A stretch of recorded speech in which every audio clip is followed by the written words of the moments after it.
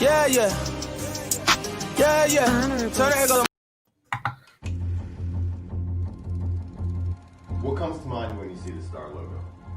Well, I have this disdain for that whole star thing because in my era they had the stadium with the opening when they said that God left it open so that he could watch his favorite team. You can't help but to love us. And just this whole talk of them being America's team, and how is it that they become America's team? I've been going against that star for a long time. Even when you see somebody's wearing that thing, you know, somebody has a cowboy star on, it makes you just feel, yeah. It's sort of a learned behavior once you get drafted to the Eagles and you're here long enough, you quickly learn how important it is to beat this team. I think this game's a little chippy. This has been a tense physical struggle between these two rivals. My first Cowboys game as a rookie, coming out of the tunnel, we always came out in position groups, and I'm looking up into the face of Harold Carmichael, and all of these big tears are welling up in his face, and so I tightened up my chin strap a little bit tighter. They give it to Scott, and they stop him again! They stop him again!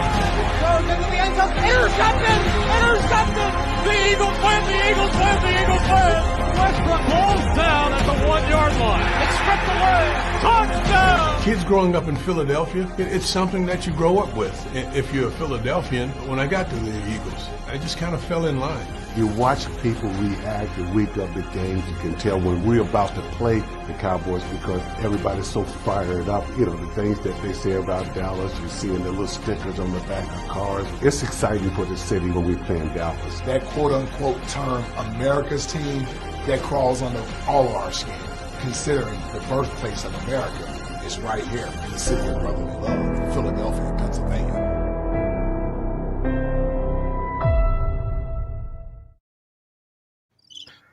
All right, ladies and gentlemen, welcome to the Eagles Cowboys Hate Week post-game show.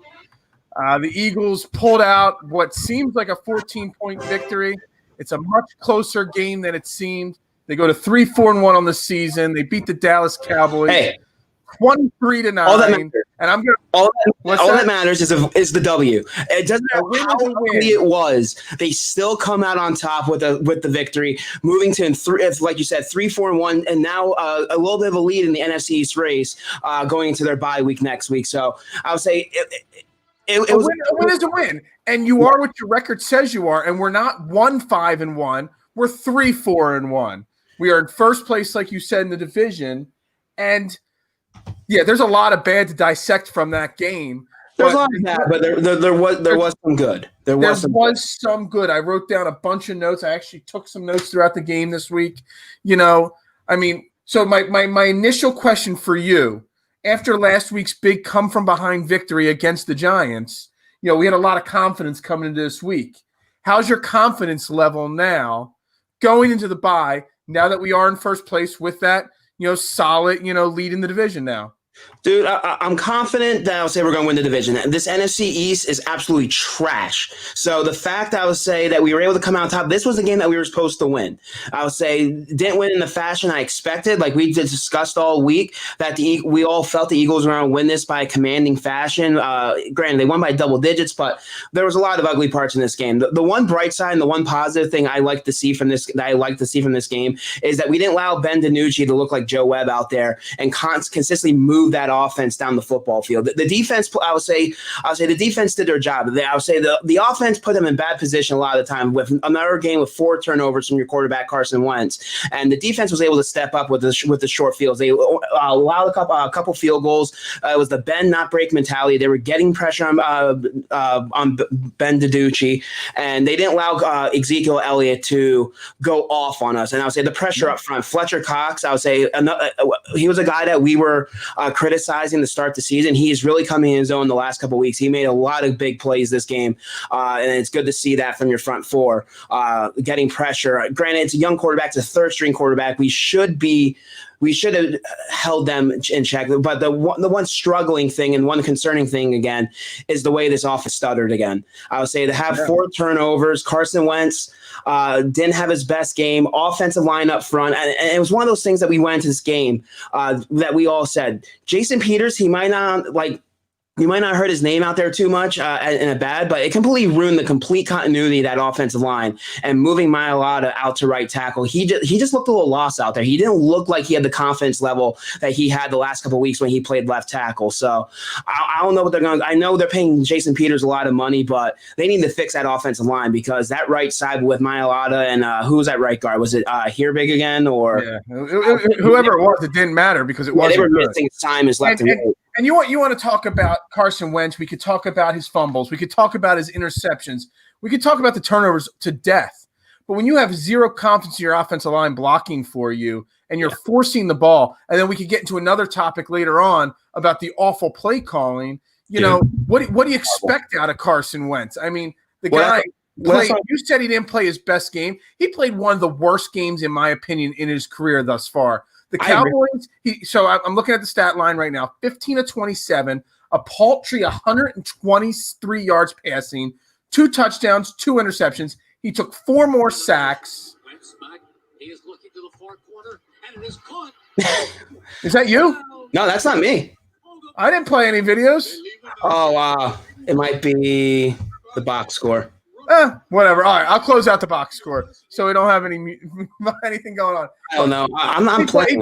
He played bad tonight. He played one of the worst games in his game. I mean, Ben DiNucci, I know some of those yards were in garbage time there on the last drive, had 180 yards passing to Carson Wentz 123. You just can't do that. And when you're going up against a Dallas defense that is the worst run defense in the league, you have Boston Scott, who early on set the tone that he could gain positive yards. He was averaging 7-8 yards a carry in that first half. And again, more passes than runs. You know, it should have been a game easily. You know, I'm not in denial. Stop it with the denial there. No face. I'm telling you, he played his worst game of his career today.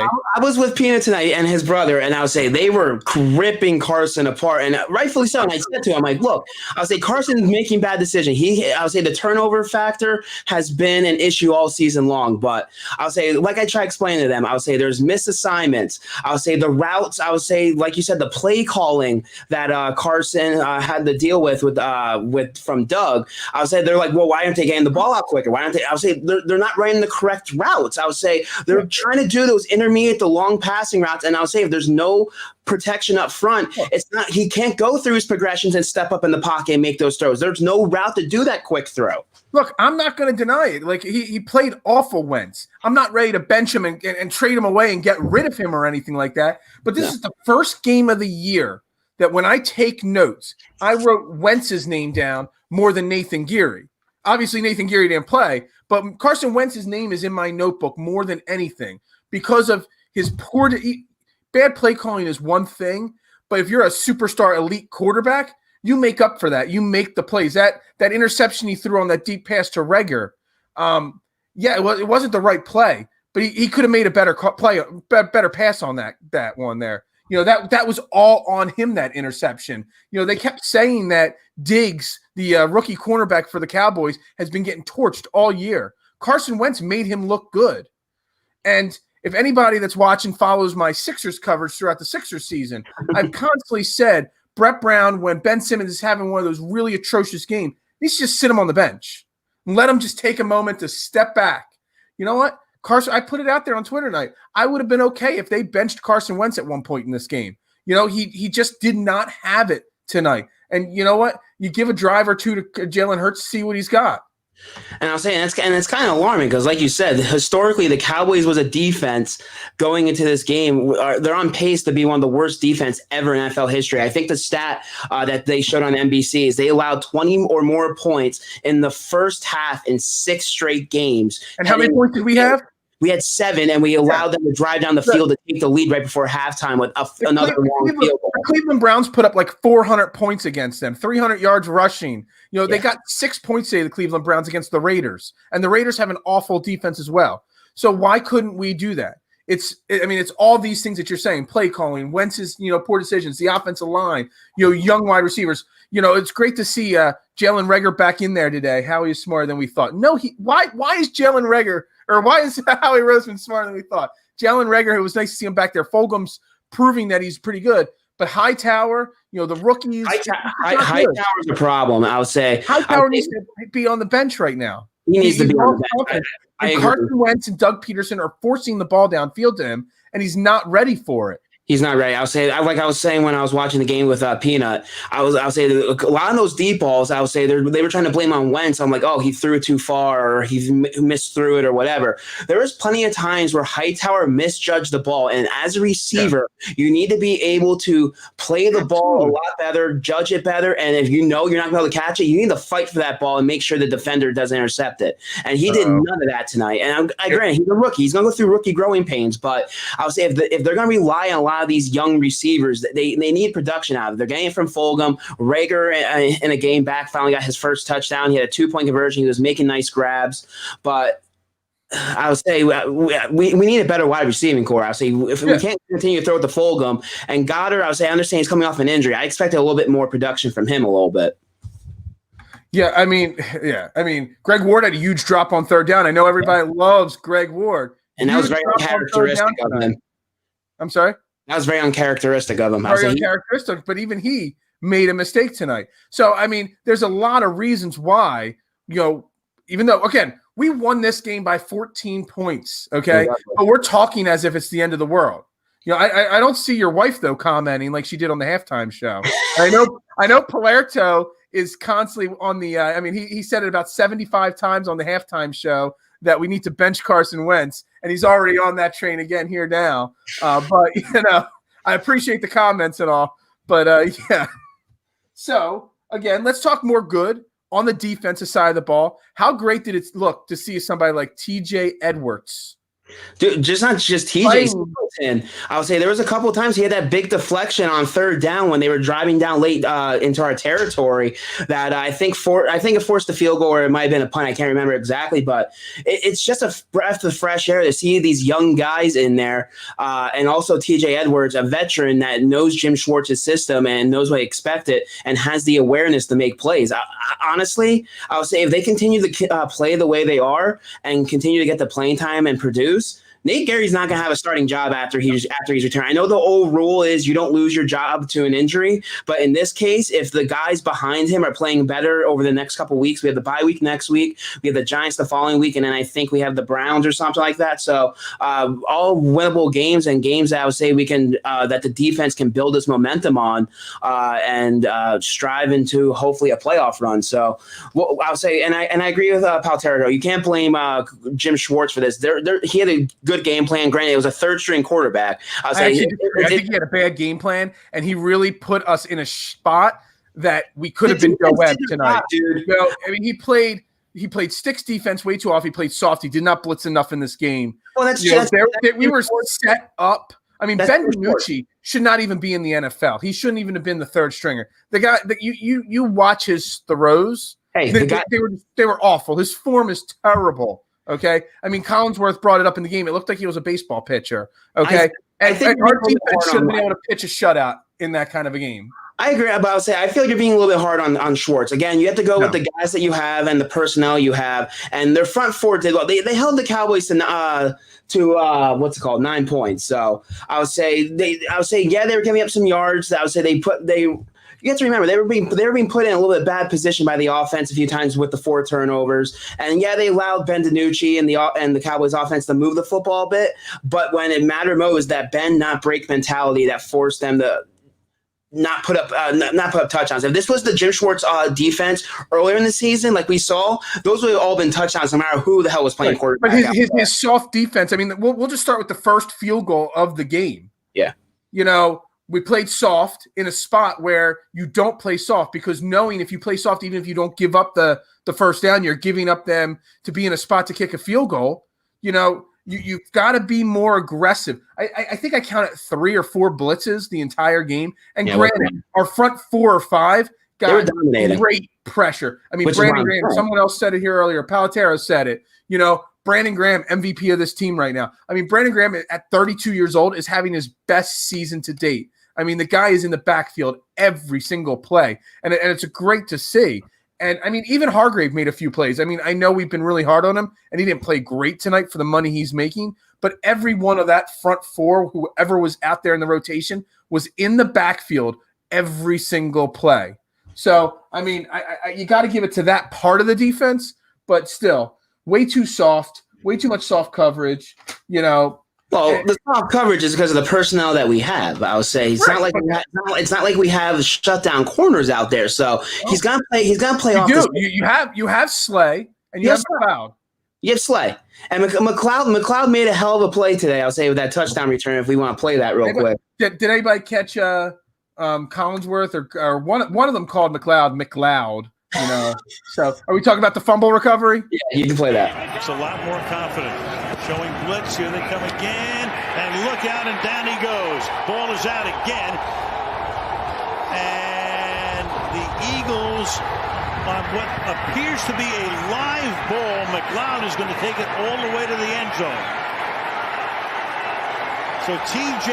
Edwards came in, sacked him, extracted the ball, and the question is, was anybody touched? There's McLeod. He gets up. And I'll say, me personally, I kind of felt I'm not trying to defend the Cowboys. I kind of felt they got screwed on that play. I agree with you on that. That there was no way. I walked away. I just assumed that play was getting overturned there. And how did NFL New York not ring down to them and say, "Hey, at least look at this"? Well, they have to review every play. Yeah, so that's what I'm saying. Every turnover gets reviewed. So I'm not sure what happened there. One of my followers said it was a makeup for the interception by Diggs in the end zone, but I thought the interception by Diggs was a clean interception. That was a clean interception. Once he slowed it down and showed his shin coming down in bounds, I thought it was a clean play. The only thing I could think is I would say they felt that there was not going to be enough evidence to see when Vinny had the full possession, which you can clearly see that in his chest and see the defensive or the offensive lineman try to rip it from him. But whatever, it benefited us. It helps us a double digit. It helps us get a win is a win, Yeah. But again, on that play, if you rewatch it, who was in the backfield that broke up that play and started the fumble? T.J. Edwards. Yeah. Edwards, Graham, they are my MVPs of this game if you want to have somebody that you're picking out that won us this game. They both played great the entire game. Yeah, T.J. Edwards tonight, 13 total tackles, 6 solo, a sack, a tackle for loss, the quarterback hit, and I believe he had one of the forced fumbles. They didn't give that to him, but either way, I would say hell of a game by him, and it's just like I said, a breath of fresh air to have a guy like him in our defense in the middle of that linebacking core. I would say because you need that veteran. I would say Nate Gary wasn't that dude. Nate Singleton and Taylor, they need a guy to look up to, a guy to go for advice or that can teach them or help them with anything they need. And I would say TJ Edwards, I would say we've been missing him so much on this defense while he was away and hurt. But I would say that, the one positive, like we can all agree on regardless, the defense played well for the most part and kept them in this football game. If anybody watching has an update on Slay's injury, I'd really love to know, if there's any, because he obviously didn't come back into the game after he was knocked out, but I have not seen personally an update on it. And I'd love to say, because you look at it, Amari Cooper, through the 3 quarters that Slay was in there, how many targets, not catches, targets did Cooper have? 0. And that just shows what, having a lockdown corner like Darius Slay does. Yeah. And luckily we're going up against the bye here. So if it's a minor injury, we have. Oh, no, he was targeted once, I think, late in the game. It was late in the game. He had one catch. They announced it in the 3rd quarter that Cooper hadn't been targeted yet. Yeah.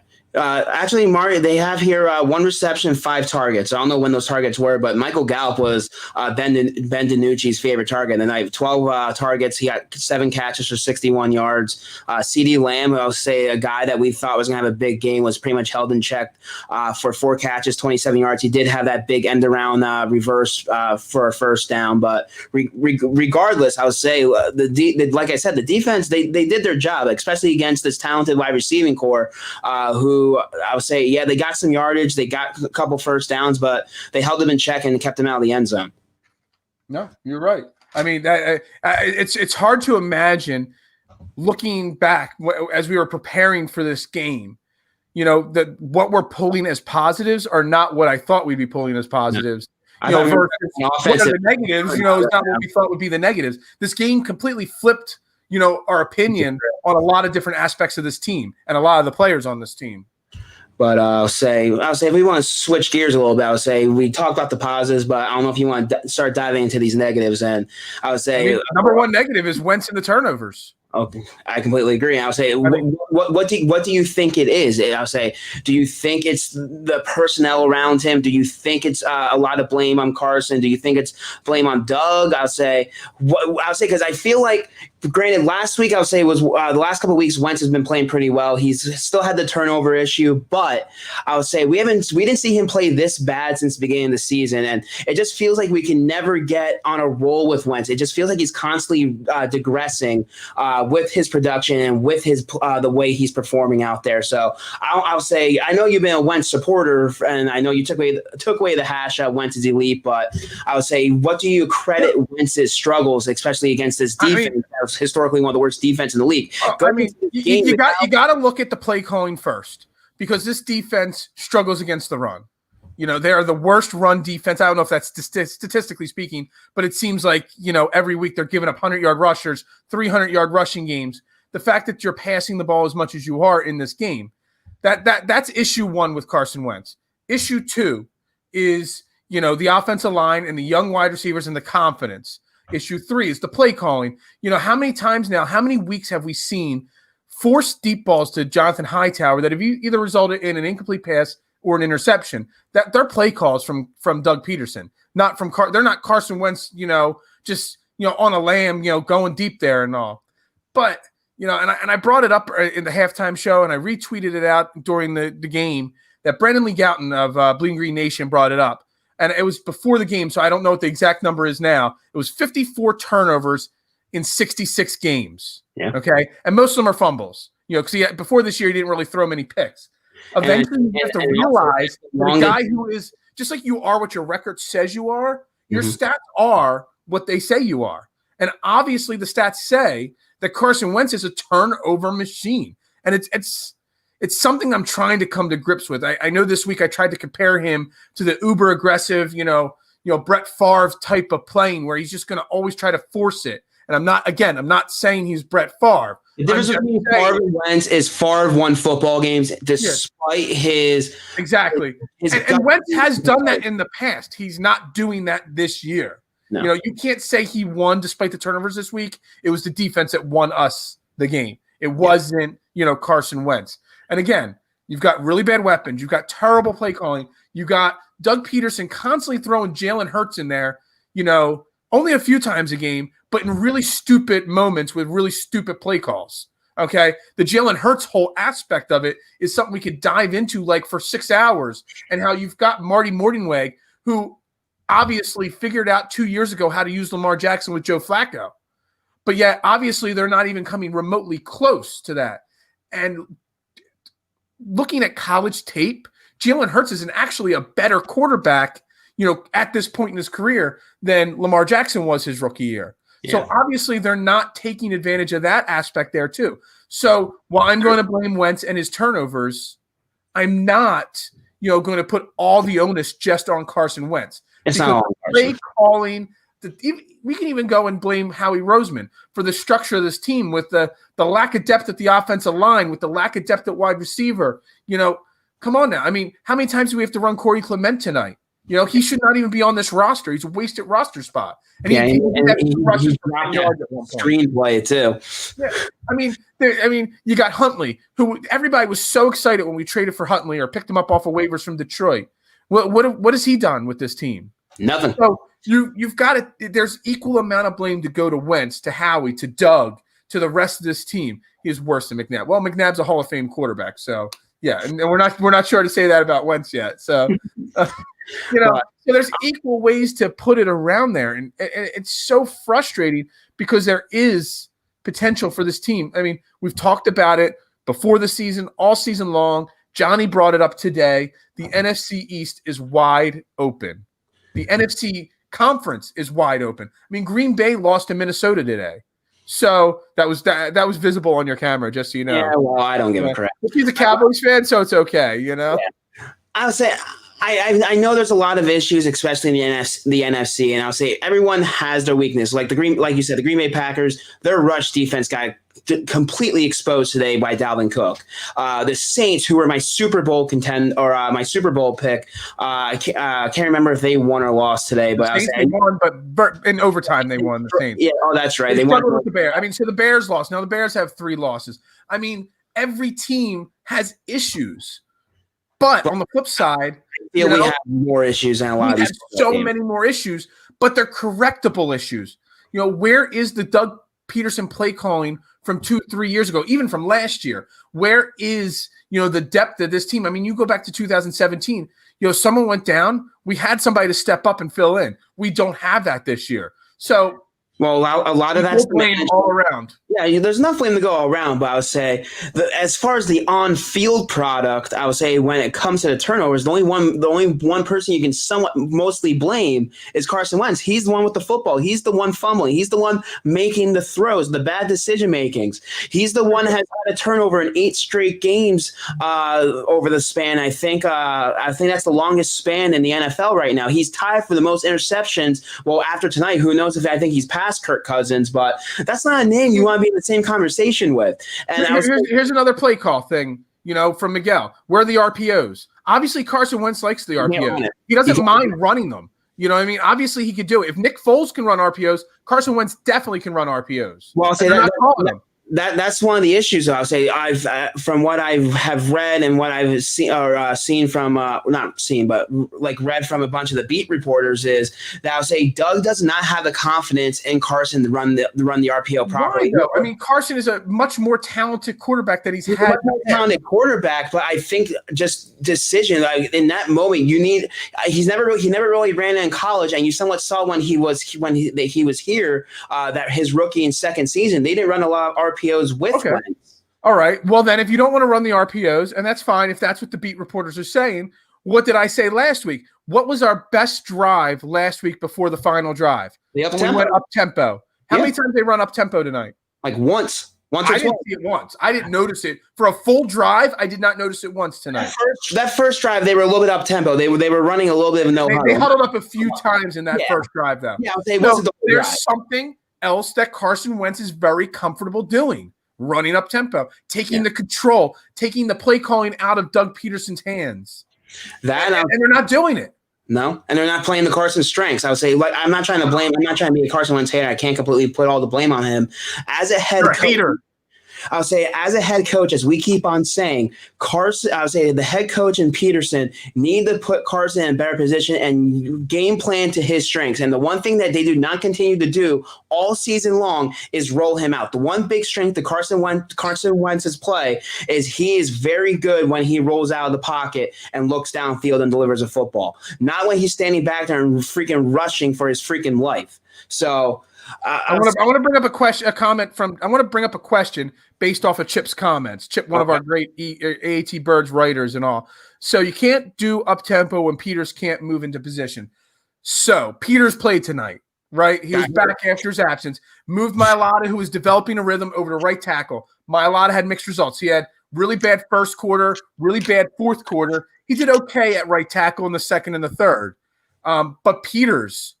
Did you really think Peters was that much of an upgrade over Mailata at left tackle? Because they were kissing his butt on the telecast. But personally, my eye test, he looked no better than what Mailata was doing. So you hurt Mailata's development to just be equal at left tackle. And I think that's a big mistake on a decision-making front there from this team.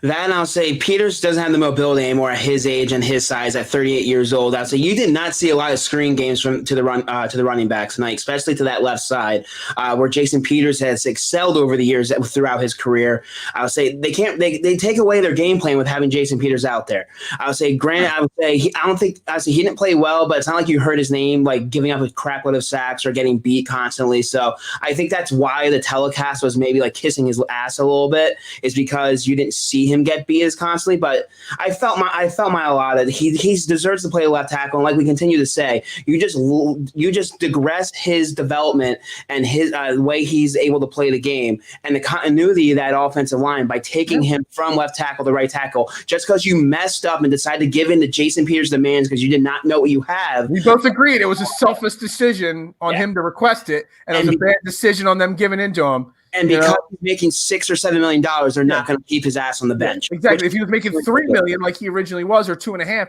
he might have stayed on the bench or just been put back at right guard after the injury.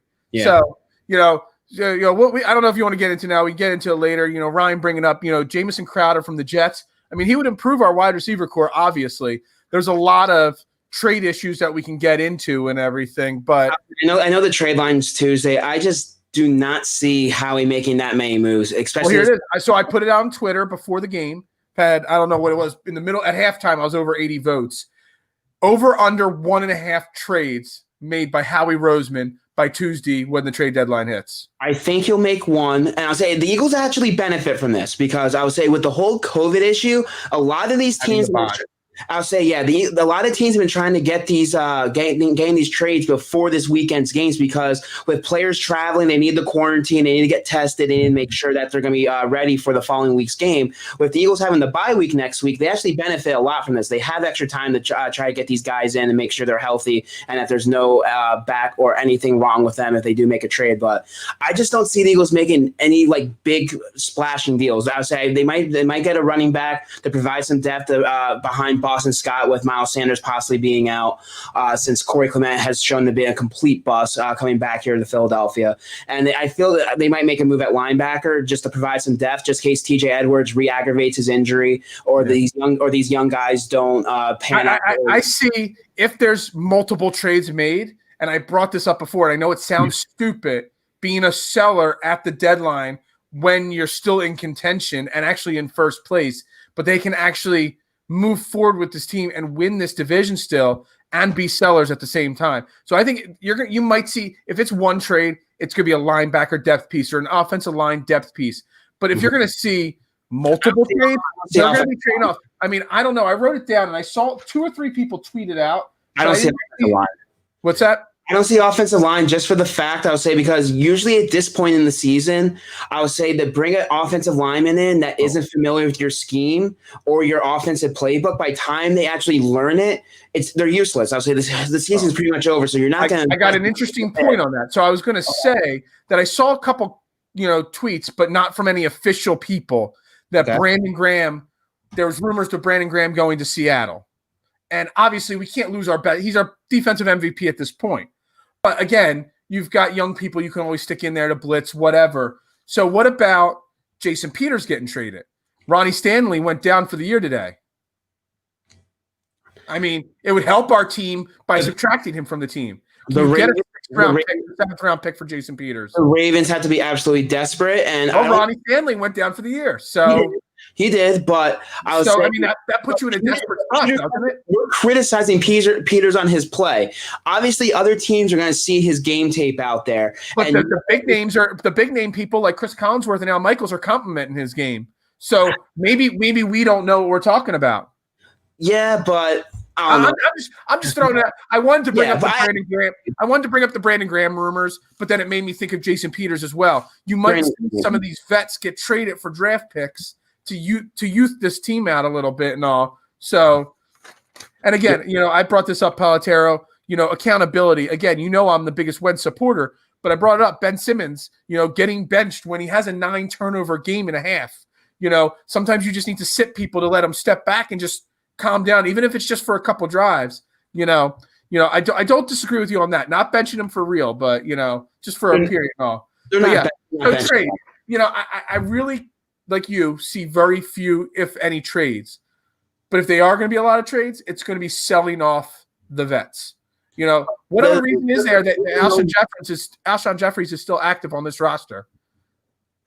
I know you can't trade him, but can you trade him? Because it doesn't make any other sense why he's still active and has to be a scratch every game. He hasn't been on IR for 9 weeks. You can't trade a guy that's on IR. So You can't trade a guy on IR, but also we're also criticizing the front office and the coaching staff saying, hey, even with Jackson and Alshon coming back, you don't want to limit or I would say you don't want to take away those reps from these young receivers. So unless it's one of those things like, hey, you're not going to play it down again. We want to go with these young kids and know what we have, but we'll continue to pay you, which is we know Howie messed up that contract completely. But I just don't know what value any of our guys really have. I understand Brandon Graham is having a hell of a year, but he's going to want a new contract. He's in his mid-30s. I'll say he's playing well for Jim Schwartz's system, and I'll say I don't know how much someone's really going to be giving up for him. Plus, do we want to give up for him? Because behind him, I know our front four is getting pressure and they're playing well the last couple of weeks, but behind him, I'll say, do you have the confidence in really anyone else to be a three-down lineman for us that can get pressure consistently besides these rotational guys? I would say I know Jannard Avery was getting some reps, but he's injured now. Vinny Curry's making plays, but he's also in his 30s, and he's not a guy that can play. He's not an every down. Vinny Curry had a solid game tonight, and I bashed him and the Eagles for keeping him over Casey Tuill. He played well tonight. He made some plays. I just don't see the Eagles selling off a lot of these contracts yet. I would say at least not until after the season. I would say some of these guys they might try to move on from, but I just don't I just don't see much value. I see the Eagles maybe I would say making more deals to try to acquire. They're not going to be huge buyers, but like you said, they possibly could be sellers and still be contending for this league. Because right now, this like we keep on saying, this NFC East is completely brutal. Ben DiNucci in a game and a half has shown that he cannot play in this league. I'll say the Washington. Can I make a really controversial statement? And I was going to save it for Twitter, but I'm just going to say it right now. It's election on Tuesday, so I might as well say it. And all. Ben DiNucci is a starting quarterback for the Dallas Cowboys, yet Colin Kaepernick still does not have a job. And I'll just leave it at that and all. I don't want to go into it anymore, but I'm not going to politics, but I agree. I would say it's a political thing to say, Colin Kaepernick and all. So yeah, But there's got to be better people that the Cowboys could have thrown out there tonight, other than Ben DiNucci. But again, with the COVID rules, on a short notice, what they really could have done. So and I know some of our followers threw out Ryan Fitzpatrick, or I would say one of our writers, I would say Chris Romanelli, actually threw out a hypothetical idea: would we accept a deal from the Dallas Cowboys if they asked for Jalen Hurts? Which I would say there was a lot of controversial remarks and all that, but I would say they're going to go with what they have. I would say right now, the way the season is, and at this moment, they're sellers. I would say they traded Everson Griffin, who they just traded for or signed. Sorry, not traded, but signed. Late in the offseason. They're releasing Donary Poe and the cornerback. So they're completely a dumpster fire right now. They're just getting rid of all the dead weight. They're looking forward to the draft. They know that. I would say, despite them being in contention right now for the division title, that they really hold no freaking chance whatsoever, despite somewhat keeping it a close game tonight. Really, right now, this is a two-team race, surprisingly, between the Eagles and the Washington football team. So let's bring it back to the earlier comment. I haven't looked at Washington's schedule. Could the last week of the year against Washington be for the division? Yeah. I mean, it really could. We thought that would be like a get-ready game for the playoffs. But that game may be for the NFC East division. And that's really bad. Washington's defense is no joke. Their offense has, something. Sorry, I say they have a little bit of turmoil right now. I would say, I don't know if you saw the news earlier today, but it was reported by Adam Schefter that Ryan Kerrigan did request that he would be traded, but the Washington football team did say they are not going to be listening. I did see a little thing on that. I didn't read into it though, but still, they're a stout team. They got a great head coach in Ron Rivera.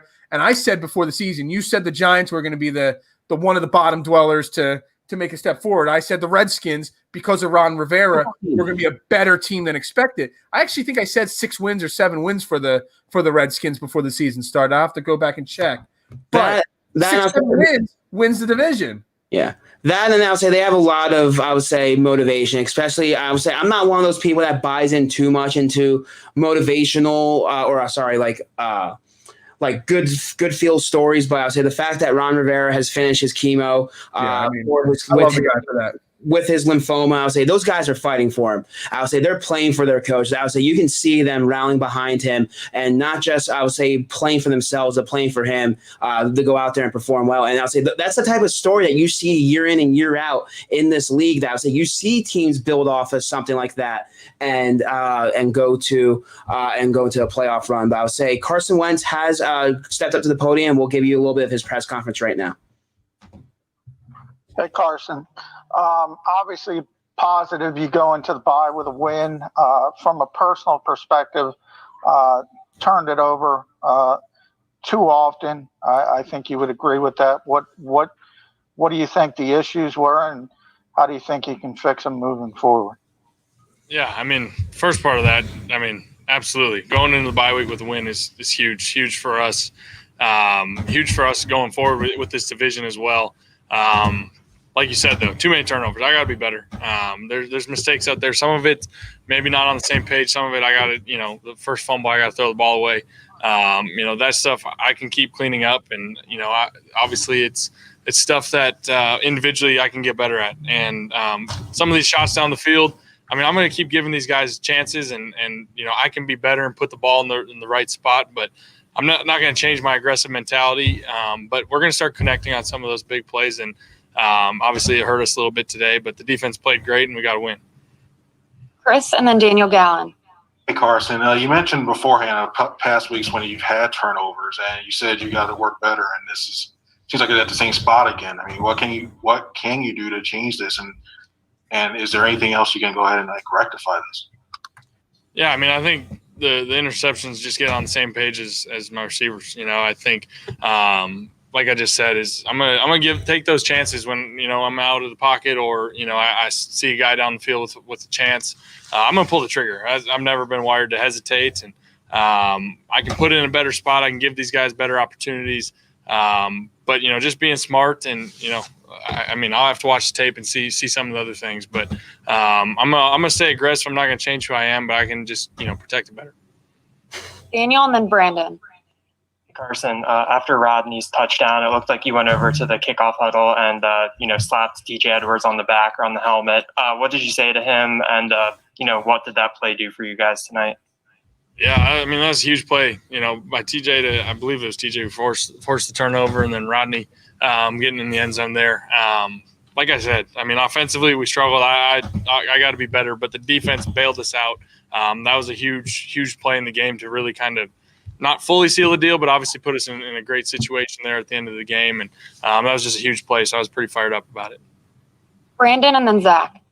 Hey, Carson, you're up to 55 fumbles in 64 games. How much are you aware of that number? And then kind of just going through tonight's 2 fumbles, can you take us through those?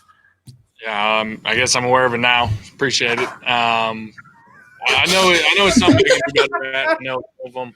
That's my boy. It's one of those things where some of them I can straight up be better. The first one tonight, I was about to throw it, and it was a mistake. The other one was 4th down, trying to get the ball out, make a play. That one happens. We were hot and didn't get it out in time. That one's unfortunate, but I can keep learning how to be better with the ball, and we will be. Zach and then Ed Benkin. Hey, Carson, how would you assess the way you played overall tonight? And you're 8 games into the season. How do you think you've played so far this season? Yeah, I mean, not good enough. I mean, I'm pumped we got the win, but I'm gonna have to watch the tape and I'm a little frustrated with just how I played and how we left some plays out there and left some points out there, missed some big opportunities, and I can be better. I know I will be, and I would say the same thing for this far into the season. I'm pumped that we're at the top of our division, that we're heading into this bye week, but halfway through the year, I know I can play better, and a lot of it's just coming down to just taking care of the football. And, I feel like I'm still the same aggressive guy that's going to pull the trigger, and I never want to change that, but just, being smart and putting it in the right spot. Okay, same freaking crap every single week from Carson Wentz when he's asked about his turnover and his play and blah, blah, blah, blah, blah, blah. I would say he can say the same crap he wants every single week, and I would say I'm kind of getting frustrated. I would say, like one of our followers said, he's sounding like Andy Reid, I would say, whenever he's asked about a game or asked about a certain situation or the mistakes he's making and this and that. And I would say he's he's somewhat holding accountability, but it's half-ass accountability. That I would say I just need to do a better job, and I would say I need to make better plays. I'm not going to change who I am, though. I'm not going to change the way I play the game, but I just need to make better decisions. Which I would say you haven't been doing that, dude. I know I brought it up earlier in the show, but I loved hearing Brandon Gouton, from Bleeding Green Nation, bring up his tweet to Carson directly there, about all the turnovers in all the games. And again, it's an Andy Reid response, but you really, I know it's a cliche thing to do, but if he's making the money he's making, he's got to do better. There's no doubt about it. And honestly, looking back, I mean, I guess he's not making as much as some of these other guys like Patrick Mahomes or whatever. What's that? Said thank God. Otherwise, worse in quarterback hell. Yeah. I mean, we've got a cheap deal compared to the other like top 10 paid quarterbacks. But you're paid like an elite quarterback. You got to play like an elite quarterback, and there's nothing else you could say about it right there. So, no, go ahead. No, what were you gonna say? And I was saying the one thing is I would say the Eagles are very fortunate that they were playing an inferior opponent like the Dallas Cowboys tonight. For you to have 4 turnovers in a game by your quarterback, I would say you played down to their level pretty much. I would say this was a Cowboys defense. I would say coming into this game only had 3 takeaways all season, and then you give up 4 turnovers today. You're not going to be able to win these games against good football teams. Granted, I would say a lot of our upcoming teams, I would say, aren't playing that as great as we thought. We have the Giants, who we barely squeaked by last week after the bye. We have, I think, Cleveland afterwards, who are banged up, but I would say they can be an opponent that I would say we might have to worry about. You still have the Saints and Drew Brees, so I would say who knows what's going to happen down the line once they start getting healthy, once they get Michael Thomas back. They still have one of the most dynamic running backs in the game with Alvin Kamara. And then you have the Seattle Seahawks with Russell Wilson. I'll say you can argue is the MVP of the season right now. Granted, that Seattle game really scares me because if Darius Slay is healthy and he locks down Lockett or DK Metcalf, so last week Lockett had 15 catches. Today DK Metcalf had 12 catches. So if one's locked down, the other one's still going to be open. So it's I almost say that you almost need to trade for a cornerback even at this point.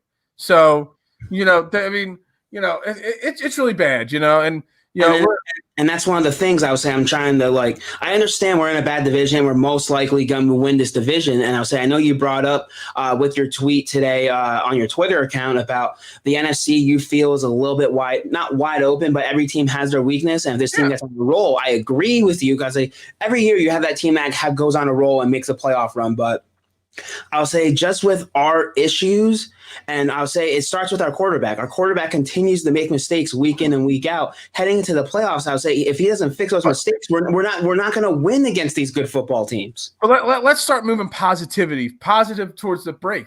You get Reagor now. You get Dallas Goedert back and Jalen Reagor. They start getting a little confidence and they get a little healthy and all. You get, maybe they figure something out with the offensive line and move Jordan Mailata back to left tackle. Probably not. But you know what? Maybe the offensive line, as was today, gets a bye week to get some continuity. You get Miles Sanders back. All of a sudden, this offense has some weapons. Maybe Carson Wentz starts playing a little bit better. Maybe he stops pressing so much. Positivity does not suck, okay? Not at all. I like being positive. We haven't talked about Jalen Reagor being back. I know he only had a couple catches, but, he made a play that I wrote down and I circled the first drive of the second half.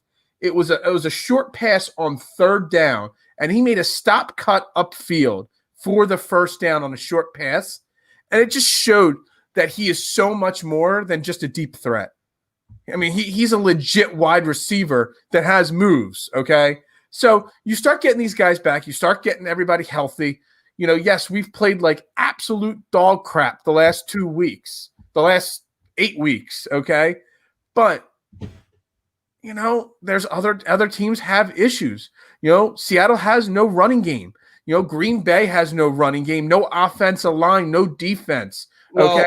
New Orleans, Drew Brees almost threw 7 interceptions today that should have been picked off but were dropped because he has no arm strength left, okay? Every team, Seattle or San Francisco is a joke. Chicago is nothing. All these teams are not much. I mean, the top teams are only a little bit better than the Eagles at this point.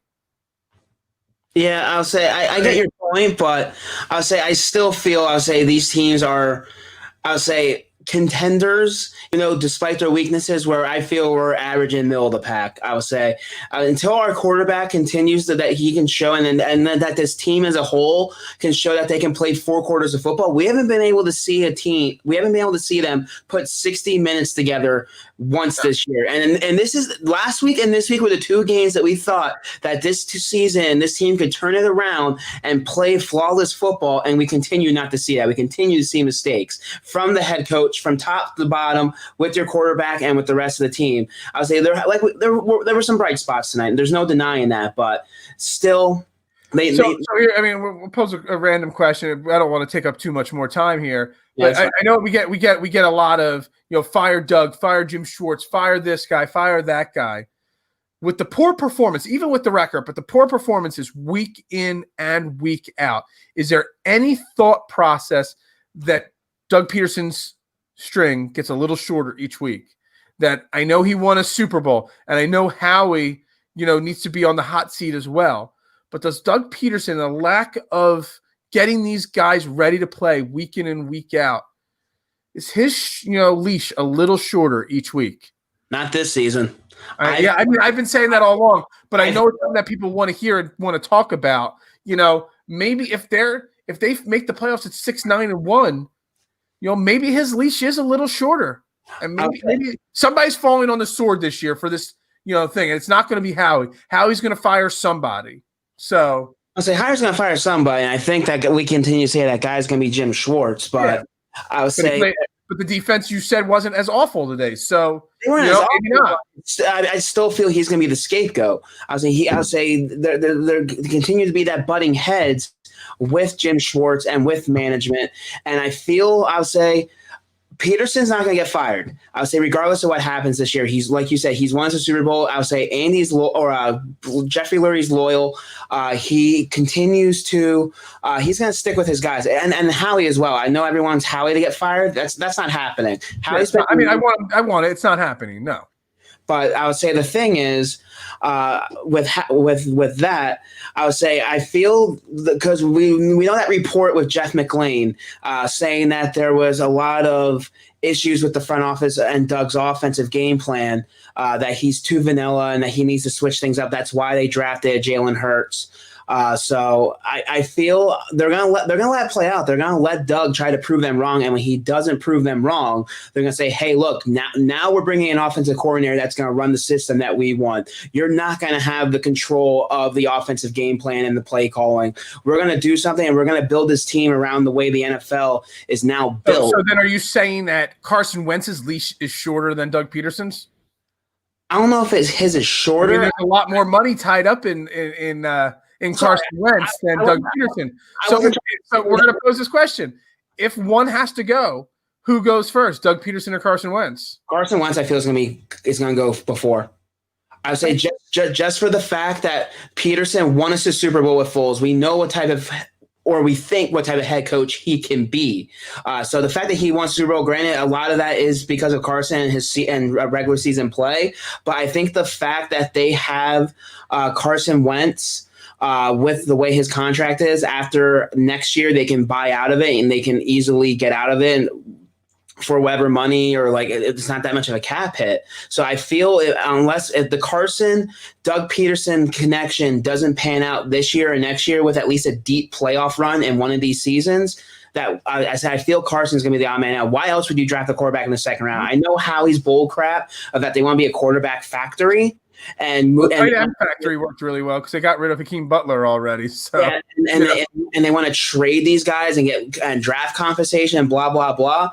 That's not the case. I would say there's a reason why they brought a talent like Jalen Hurts in. So, and who knows, if he doesn't pan out, they might draft another quarterback in the future. So yeah, I mean, I think I've held Carson pretty accountable tonight. I said he played his worst game of his career, not just of the year. So I don't know. So we got another one here. Dirk Barnett gone by Tuesday. I don't know. Dirk Barnett's played pretty solid this year. Okay, but I think just for the fact that he isn't, I would say with his big But see, that's where Brandon Graham's cap hit is bigger than Dirk Barnett's. So if they're going to move one, you might see Derek Barnett go before, or Brandon Graham go before Derek Barnett. But I would say with Derek Barnett's option, I would say and with him being younger, even though his cap number is bigger, I'll say with him being younger and a guy that they can probably work a better deal with, I'll say you could see Derek Barnett. I'll say that takes off a lot of the cap space. But somebody might go. But I'll say if we want to finish up here, this is the All About the Birds post-game live show here on Facebook, YouTube, and Twitter. We appreciate everyone that tuned in tonight. The Philadelphia Eagles do move on to with the victory. I'll say they improved to 3-4-1, winning 23-9, beating the Dallas Cowboys tonight to get a little lead in the NFC East. I would say Phil, myself, will be back on Wednesday, our normal Facebook Live show around 9:15. So make sure to tune in. We're on all those platforms. We'll have a big bye-week preview show here. State of the Eagles. Johnny will be back hopefully by then. Not sure where he is tonight. Not feeling too well. Hopefully he's feeling better. We'll try to plan a real big mid-season, State of the Union Eagles, show for everybody, bring in some guests for everybody, etc. Yeah, definitely. So I'll say from Phil, myself, you can follow us on Twitter at AATBirds, Instagram also, on Facebook at All About the Birds. You can follow Phil on Twitter at Beard of Knowledge, myself at Jeff Warner NFL. Again, we'll be back this coming Wednesday. No show next week. Since there's no Eagles game, the Eagles are on a bye. We'll be back with our post-game show the following week, hopefully talking about another Eagles victory, and they improve their winning streak, hopefully to 3 games by then. So back to 500. Yeah, they'll be pretty much at 500. I don't know how that tie works in, but I would say from myself and Phil, as we say in here about the Birds, go Birds. Go Birds.